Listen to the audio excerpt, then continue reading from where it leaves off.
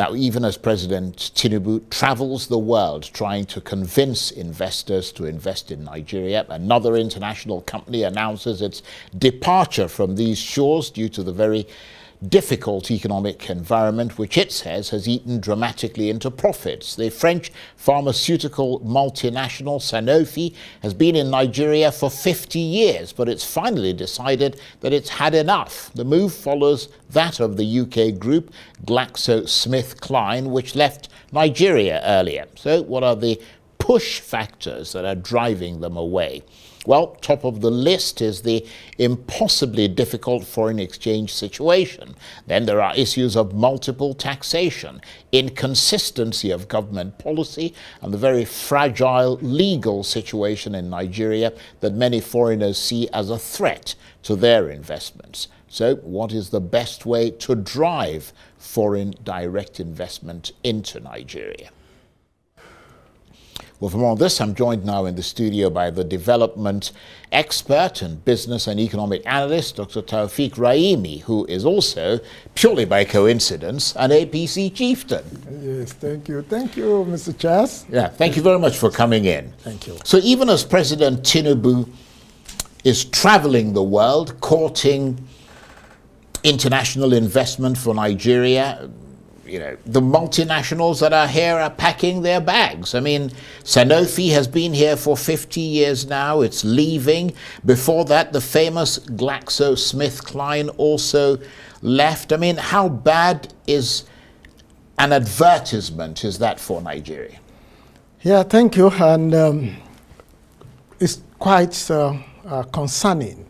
For every government who actually mean to make progress to developing our economy, like our president is very passionate about growing our economy, GDP, ensuring that we have performance, ensuring that there is incremental employment created, not just for the youth, but across the demography.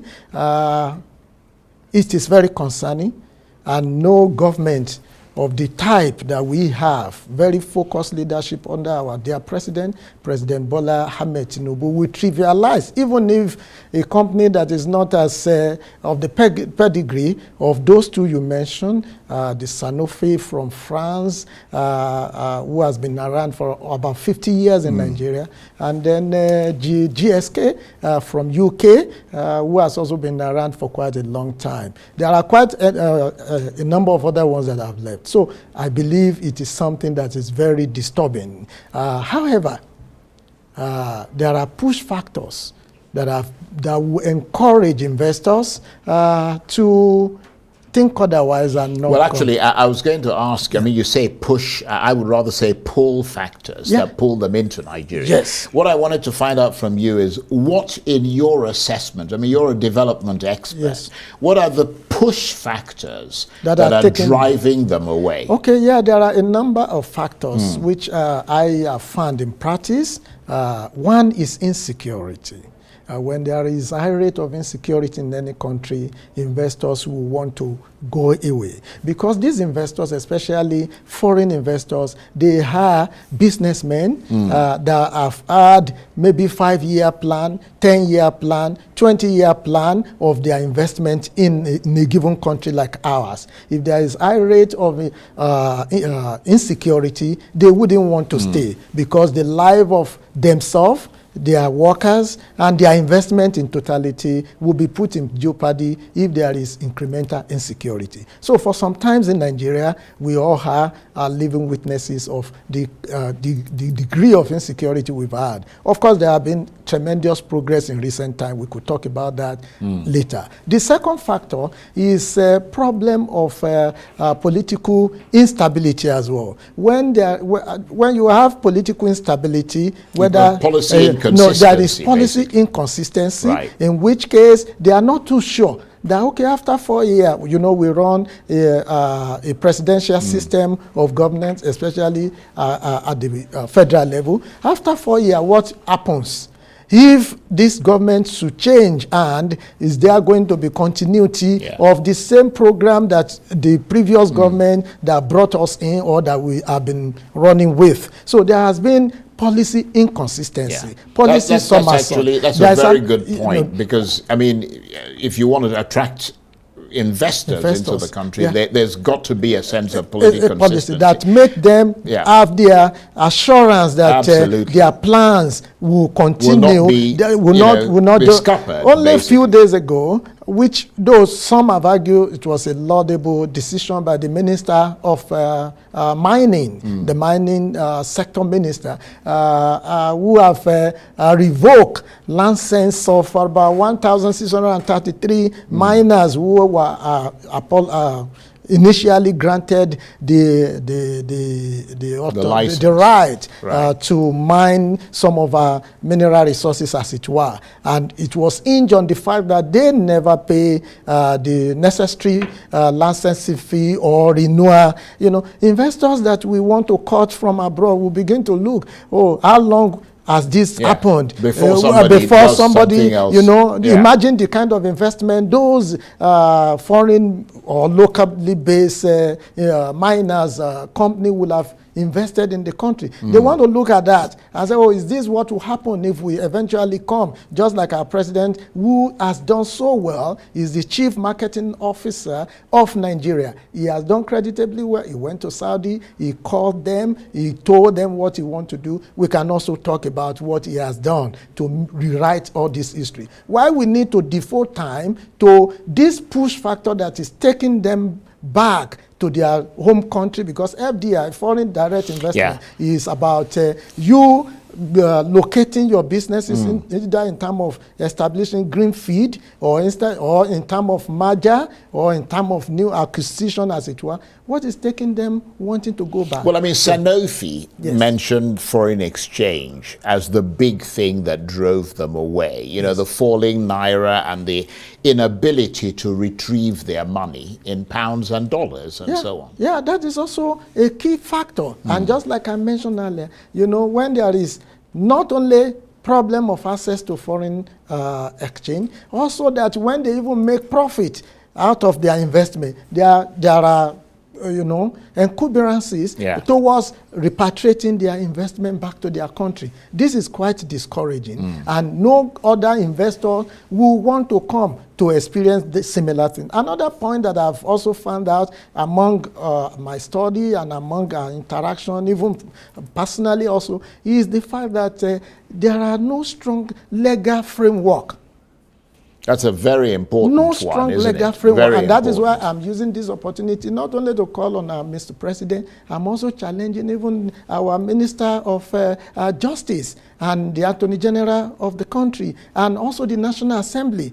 All of us have a role to play in solving each aspect of these factors.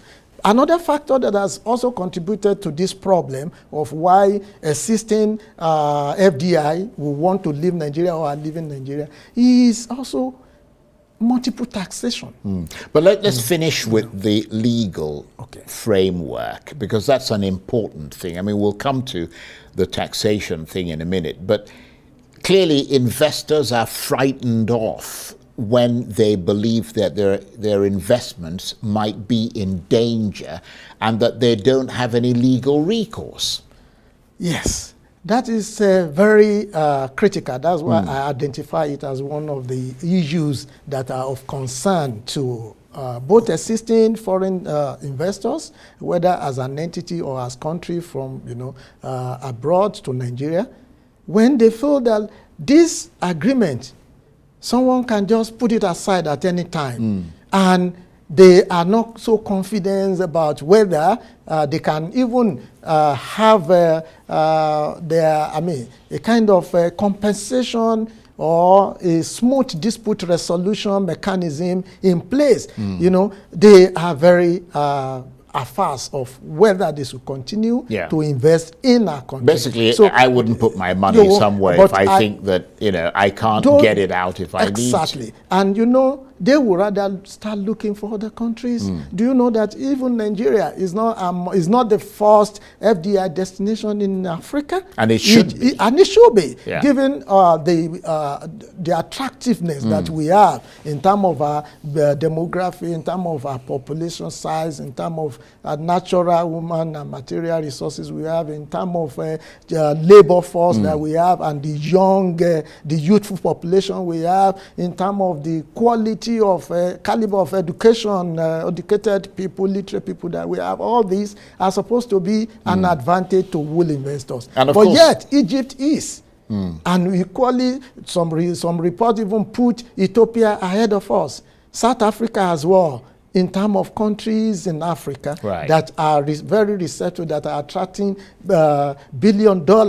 Egypt is doing $11 billion by the end of last year in attracting FDI. And of course, you mentioned taxation, particularly multiple taxation, where you levy so many taxes on businesses in Nigeria. Yes, and that is why that seems to be a big concern even for Mr. President, their president, and that was, if you recall, about 2-3 months back, one of the major earlier strategic decision he did was to set up a presidential committee on tax reform, which has also submitted their report. They said that they identified about 90 different taxations, sources of taxes, or taxes that are levied on different on companies in Nigeria. That is scary. And so they have now said they have harmonized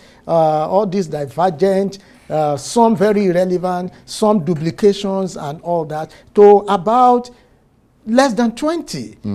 And in fact, they said it's even possible to scale it down to about 10. And when this report was submitted to Mr. President, he took a right decision by sending it right into the system and asked that those recommendations be immediately implemented. Right. So, but what is being left yet to be seen is whether the right actions has been taken. And part of the action I want them to take is, one, to publish on to the world what these tax headings that are now approved by the government. Two, I want legislation to also be revised so that whether they will require National Assembly approval for some of these taxes, tax headings, so that people get to know. You don't even have to depend on only FRS or the Ministry of Finance to be able to get information about this. There should be a public domain website that should be able to give us this. Another thing I want to suggest, very briefly, because we're out of time. Another thing I want to suggest to our president is that, yes, all these trips that he has made abroad, they are laudable, and we salute it. But I'm sure that there is a need to evaluate some of these factors that are taking investors out of Nigeria because of the consequences. The consequences are, if you do well, if an investor is doing well in Nigeria, it will give us good word to other people. There will also be people who could be referred to Nigeria. So it's a bad advertisement when people leave. And it's a bad advertisement. So they should take note of that. And I believe that we should take note of how to ensure that the environment is right. Well, and I believe the president is on course well, you're a member of the APC. I mean, you're all in bed together, so you can reach out to them. Exactly. Even what you are doing, Mr. Charles, even what you are doing as an institution is also contributing. No, obviously, but this I'm saying that you're an APC chieftain, yes, so go and discuss it with your chums in there. Yes, I want to thank you very much indeed, Dr. Taofiq Raimi. He's a development expert, business and economic analyst, and as I said, an APC chieftain. Always a pleasure to talk with you. Thank you very much.